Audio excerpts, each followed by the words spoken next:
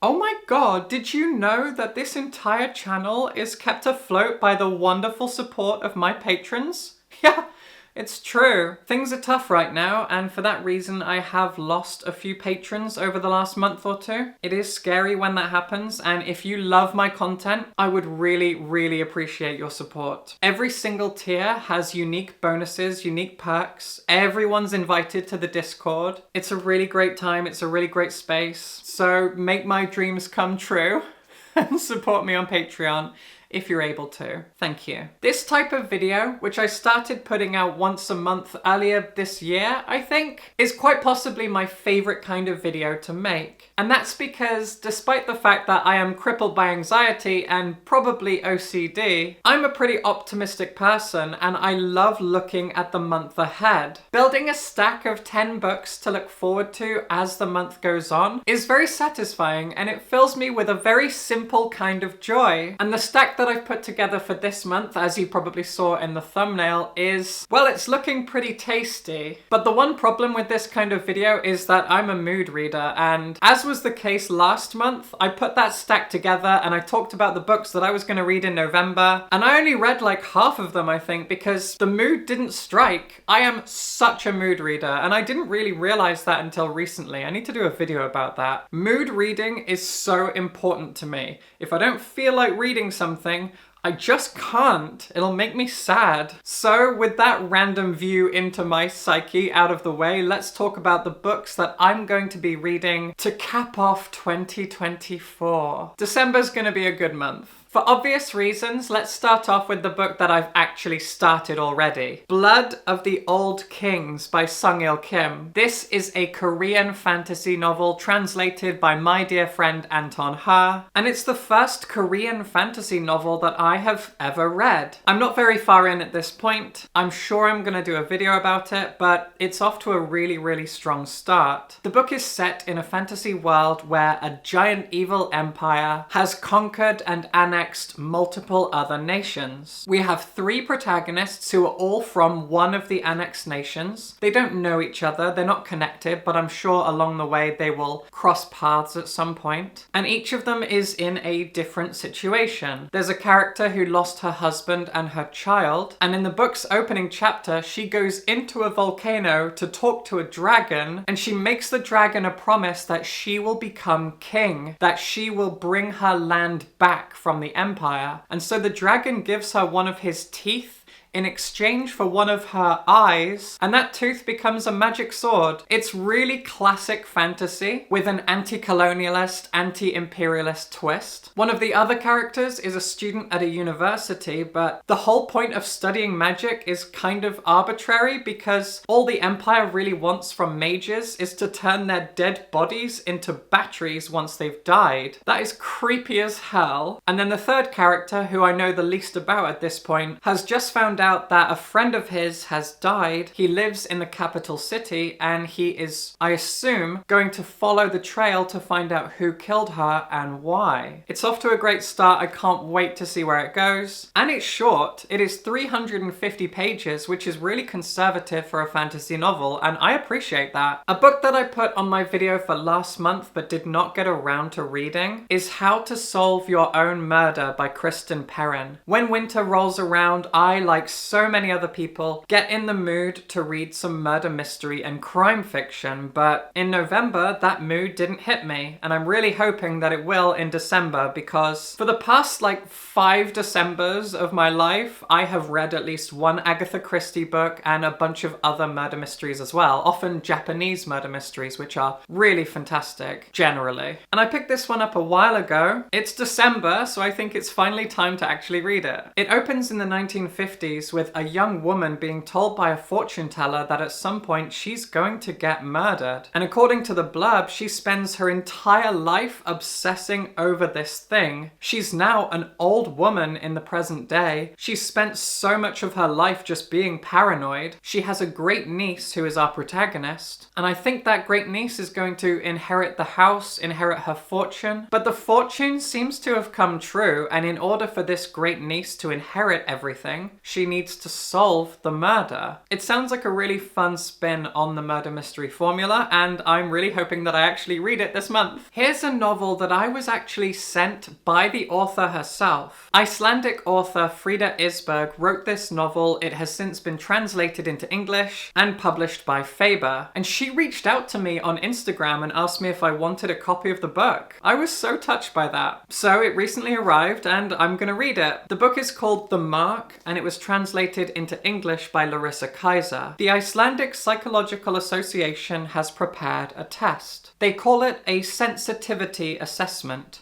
a way of measuring a person's empathy and identifying the potential for antisocial behaviour. In a few days' time, Iceland will vote on whether to make the test compulsory for every citizen. The nation is bitterly divided. Some believe the test makes society safer, others decry it as a violation. As the referendum draws closer, 4 people, Vita, Eya, Tristan, and Olafur, find themselves caught in the teeth of the debate. Each of them will have to reckon with profound questions. Where do the rights of society end and the rights of individuals begin? When does utopia become dystopia? No matter which side wins, they will all have to find a way to live with the result. It sounds clever, it sounds intriguing, it sounds like a page turner, and I can't wait to check it out. In November, I was suddenly struck with the urge to read an Adrian Tchaikovsky book. This year, he published 2 brand new books, both of which I read and reviewed. I went to an author event. I've got a review copy for his next book that comes out early next year. That's it right there. And as I confessed in my previous video, I never finished his Children of Time trilogy. Children of Time itself is my favourite science fiction novel, but I never read Children of Ruin until last month. Now that I've read it, I feel compelled to also read Children of Memory, the 3rd book in the trilogy. So that's what I'm gonna do. I'll probably do a big video about the whole trilogy once I'm done. Speaking of trilogies, I am so very much in a fantasy mood right now. This summer, I talked about the fact that I hadn't been in the mood to read fantasy for years. I grew up on fantasy books. I love fantasy worlds. I played D&D. I love fantasy. But for whatever reason, I kept feeling like I was almost over fantasy. That is, until this summer came around and I read a lot of fantasy books over the course of like 2 months. Then Halloween came around, I got back into a horror mood. Now the idea of reading horror sets my teeth on edge. That's how strong of a mood reader I am. I'm like, no, keep horror very far away from me right now. I can't. So bring on the fantasy. And with that in mind, here's The Dragon Republic by R.F. Kuang, the 2nd book in the Poppy War trilogy. And this month, I'm going to read it. Maybe early next year, I'll read the 3rd book. I've got the whole trilogy, and it is finally time to read this. I reread The Poppy War in the summer. I did a video about it. It is now my favorite fantasy novel of all time. Let's see if the whole trilogy holds up. Keeping on with that theme, we have The Serpent and the Wings of Night. It's one hell of a title, and it's written by Carissa Broadbent. This is a romantic fantasy or romantasy book. And if you've been paying attention to my channel over the last 2 or 3 months, you'll know that I've been trying so hard to get into romantasy fiction. A Court of Thorns and Roses was a bust. Feybound was fantastic. Fourth Wing was laughably bad, but at least I had fun reading it. And When the Moon Hatched is maybe the worst thing I've ever read in my entire life. This, however, which has been described as vampires in the Hunger Games, has had its praises sung by people I genuinely trust over on Goodreads and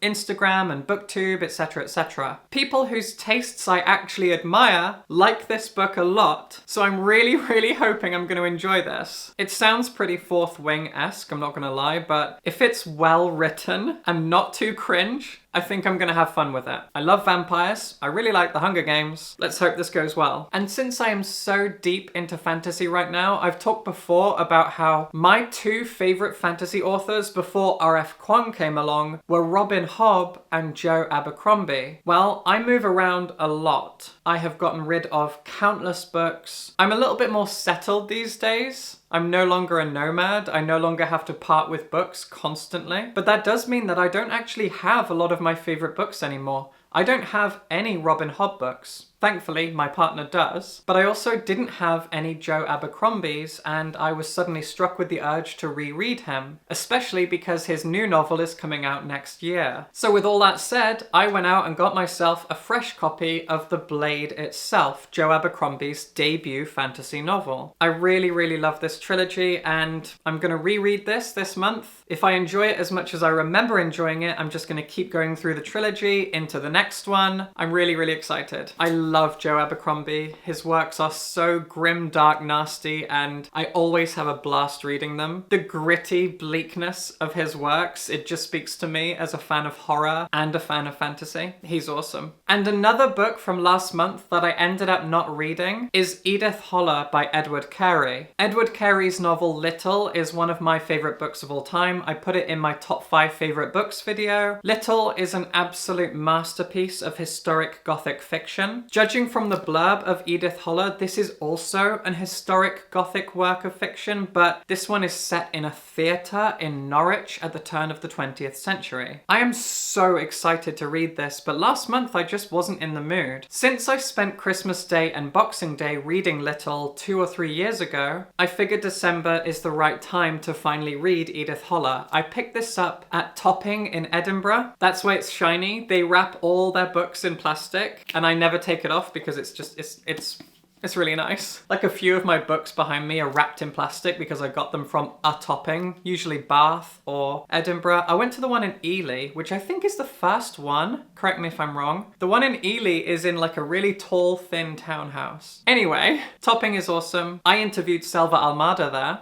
earlier this year. That was a great thing I did. And I'm gonna read this book. And to finish off, I got 2 comic books out of the library. I was kind of torn on doing this because I have a deep compulsion to always support local independent businesses, and I have a local comic book shop that I go into all the time. It's called City Centre Comics in Glasgow. I talked about it in a video a few months ago where I went book shopping around all the independent bookshops in Glasgow. You can go check that video out if you'd like to. But as a bookworm, I also want to support libraries. So when I saw these comics in my local library and knew I wanted to read them, I thought, ooh, do I make a mental note and go support the local business? Or do I support my local library and get them now from the library? That's what I ended up doing. I'll go buy another comic from the comic book shop next week or something. Like, I have a problem. I will make myself destitute just to make sure that the local businesses that I love stay alive. Anywho, I've always been much more of a DC Comics fan, but right now I'm trying to get into Marvel a little bit more. Last month, I read a brand new Ultimate Spider-Man comic by Jonathan Hickman that I really, really enjoyed. So this is a relatively new Fantastic Four comic from like 3 years ago, written by Ryan North. He's amazing. And this is a brand new Thor comic. Now, about 10 years ago, I did read a bunch of Thor comics that I really, really enjoyed. They were written by Jason Aaron, who is a really great writer, and I had a lot of fun reading those comics. This brand new one is written by Donny Cates, a writer I am not familiar with at all as far as I can think. But anyway, I'm gonna check both of these out. I've never read a Fantastic Four comic in my life, so this is gonna be fun. And I do already enjoy Thor, so wish me luck. That is what I'm planning to read in December. I don't know how well I'll stick to it, but I always have good intentions, and it's not my fault that I'm an anxious mood reader. If you enjoyed this video, if you like my boundless enthusiasm, you can support me on Patreon. It would make a really lovely Christmas present. Thank you in advance, and subscribe for books.